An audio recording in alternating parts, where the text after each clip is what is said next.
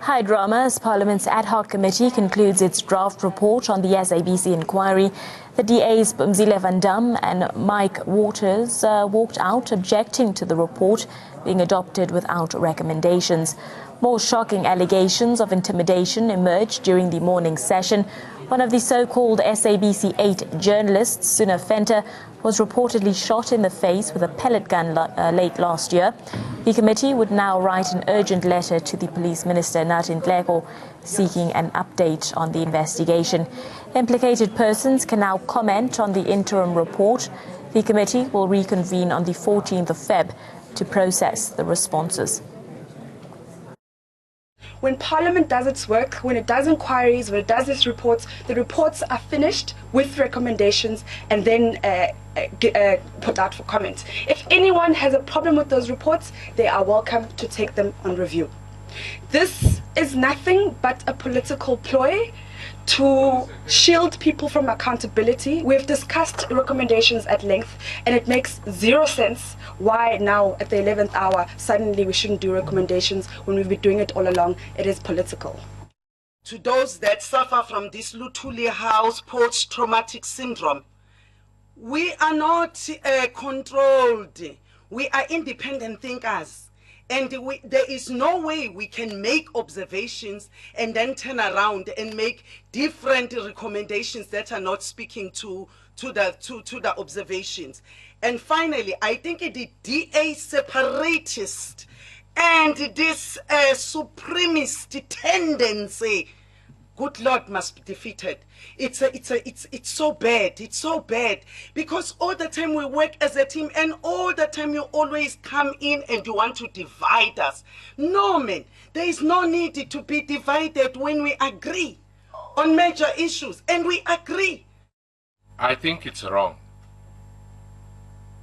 Ma'am Van Dam. I think it's very wrong to cast the kinds of aspersions you've cast on the lawyers. You can do that to all political parties, that's fine. And I'll tell you why I say I think you're wrong. All of us took a decision at about 5 o'clock last night. I don't know how then do we think between 5 o'clock and 8 o'clock this morning, as Honorable Swartz has said, do we think that we will get something that is of top quality? Now joining us to discuss this further is ANN7 reporter Chelsea Lotz. She joins us from outside of Parliament. Good afternoon to you, Chelsea. Some drama and commotion in Parliament today with members of the Democratic Alliance walking out. Just give us the details. Good afternoon, Abigail, and good afternoon to our viewers at home. Yes, we are live here outside Parliament as the SABC inquiry has just concluded. And yes, it was adopted and tabled without recommendations and without the DA being present. They did boycott that particular session. They said that they will be back from the recommendations, but that did not prevent the report from being tabled. And they were also condemned by the chairperson, Vincent Smith, who said, that some of the statements that DA Van Dam had made against the lawyers were not right. Chelsea, with regards to the issue of recommendations, where does that now leave that issue, and when will recommendations then be included in this report? Those who will be submitting recommendations will have until the 14th of February to do so, when the inquiry will resume on the 14th, 15th and 16th of February. So that entire process is open. The recommendations must still be put forward. And then just in terms of, also the editing of the report that happened today, there was, a lot of adjustments that were made, even in terms of the contradictions. There was one part where it said that the minister had not responded on one of the particular issues, and MP Swart actually corrected that, saying that no, she had in fact responded, and that it has to stipulate that she did respond.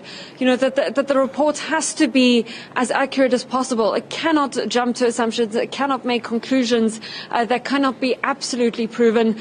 So I think that's one of the things that they are still working on a lot, especially the legal team, who, as many have said, have done an outstanding job so far.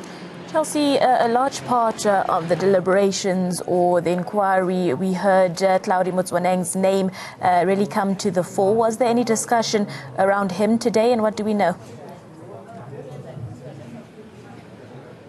There was not so much discussion around him today.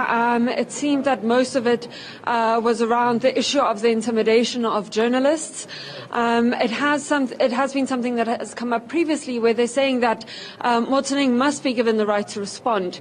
That, you know, if majority of these accusations are surrounded around his governance of the SABC, then he should be given the opportunity to respond, and there has been a lot of debate about that. Now, there was a lot of drama at the inquiry today, as it was the first day that we really saw the political parties kind of oppose and contest each other on certain points. I think there were several moments where people actually feared that it might hinder the entire inquiry, especially the DA with them walking out. Really kind of represented and showed the level of tensions that was in the room, and that did arise.